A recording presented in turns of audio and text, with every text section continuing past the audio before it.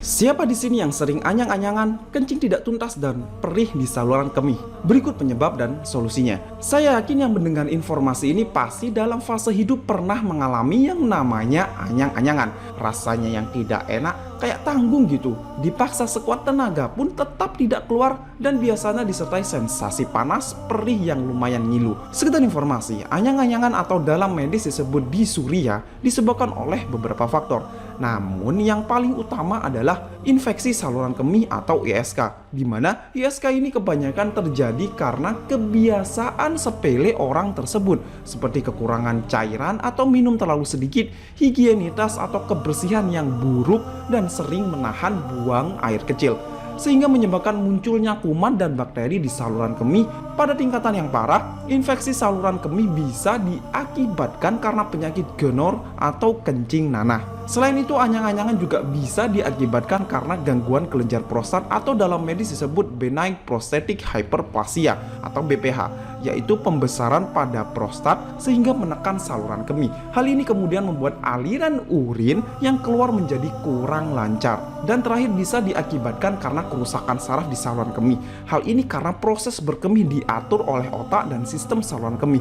Ketika terjadi kerusakan atau gangguan pada saraf yang mengatur proses buang air kecil, kondisi ini dapat menimbulkan keluhan kencing tidak tuntas. Jika disimpulkan, maka penyebab utama dari anyang-anyangan ini adalah masalah di saluran kemih atau kandung kemih pada orang tersebut. Hal ini karena kencing tidak tuntas atau anyang-anyangan pada dasarnya merupakan masalah kesehatan yang melibatkan fungsi metabolik tubuh dalam pembuangan limbah atau zat beracun yang biasa kita kenal dengan proses detoksifikasi. Ketika siklus atau proses detoks ini bermasalah karena infeksi saluran kemih, karena gangguan prostat, karena kerusakan saraf di area saluran kemih, maka yang terjadi proses pembuangan limbah atau racun melalui urin akan terganggu bahkan tersumbat.